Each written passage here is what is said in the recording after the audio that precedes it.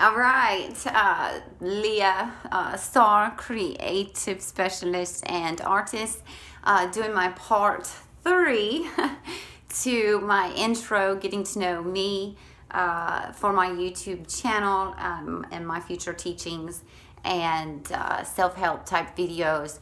Wanted everyone to kind of know a little bit more about me and where I come from, and that I really know what I'm talking about and have experienced a lot. And my passion is to help people to not experience the extremity of what I did, or if they did, to at least have someone to relate to when they go looking for answers or how to fix themselves, so to speak. So I left off, I believe, with my father, and he got out of prison when I was, 11 or 12. After Teen Challenge, I met my children's father, and I was married for 7 years, and I had 3 children, Hunter, Trent, and Aliciana. They're all just about teenagers now. It doesn't sound right, but they're really good kids. They've had a very good life, not had the experiences that I had. I'm very happy. When I was a teenager, I was getting into stuff and being really rebellious. My son actually held on to a cell phone that he found, him and his friend, on the ground on the side of the road somewhere, for like 42 weeks before they would even take the cover off. Most people would have took it apart, went through it, tried to sell it, or something. But my son, he's got a very high conscience. They're all really, really, really proud of them and thankful for them. One of the biggest pain that I masked for the longest was due to my children. Well, not their fault, but I divorced their father after 7 years of being married to him, and it was a very, very ugly divorce. And his family had become my family. It was a really, really just nasty divorce. And him again, the same as my mother, he did the best he could right where he was. I did the best I could then. I look back at myself sometimes in pictures or memories on Facebook, or I think about different things that I've done, and sometimes I don't even recognize that person. Sometimes I think back and be like, I really did that? I mean, it's like, I don't know, memories, but it's only bits and pieces, sometimes here and there. Maybe it's just how it's supposed to be, but I've changed a lot, and I'm very happy with who I have become, and I'm very happy with who I am becoming. I never want to ever wake up and not be learning, not be growing, not becoming the best I can be. It just wouldn't be fun. It just wouldn't be for me. So I went through an ugly divorce with him, and his family, was of course way more wealthy than me, and my family, because I didn't have one. But they're pretty well off, and he had a broken heart. He loved me very much, and I left him. So he went out with a vengeance. We fought over custody. We probably spent enough to send one of my kids to college between the two of us, fighting for. He was trying to take full custody of the kids, and it was just my punishment. He wasn't going to stop until he won. And he never did actually win the way that he was trying to win. However, I did remarry, and he remarried, and in the midst of all of that, I had some trouble with my second husband, who are just, I don't want to get in all those details, but the marriage didn't work, and my ex-husband caught me then at a bad time when I was going through a divorce. Finances are always crazy when you go through a divorce, and temporarily he had the kids. When I didn't have my kids, that was a pain I had never felt in that extremity before. not being able to be a mother to your children, especially with them being such a young age, spawned the 10 years of alcohol, being an alcoholic. And it didn't stop for 10 years.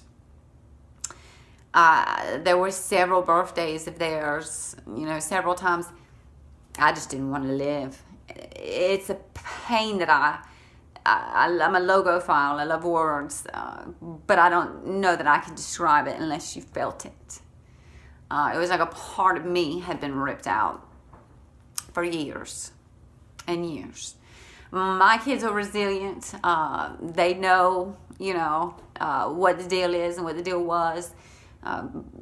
Thankfully, I did teach my son, can't is not allowed in your vocabulary. Don't continue to hate anyone. And you love people. You love your dad. You love your mom. You love your family. You don't have to like what they do, but you love them. And so I think they have a pretty good relationship with him. And it turned out all right for them. Although missing the time I did with them, irreplaceable time, I would say. Moments, really. I don't believe in time. But that was painful. I learned from a lot of painful experiences and different breakups. I've dated a ton of narcissists. I'm an empathic person, so I can pick up on the feelings of others, their motives, their character, their intents. And a lot of times I wouldn't say anything. I would know when people was lying to me, like flat out. I know they're lying to me. And I would have social anxieties going into social settings with big groups of people, and I didn't understand why. But it ended up being because I sensed the emotion of others so strong. When I walk into a group, it can become overwhelming. And once I learned that that was the reason, I was able to turn it off and take those social anxieties away. And I had a lot of fear that I had to process, and a lot of fear.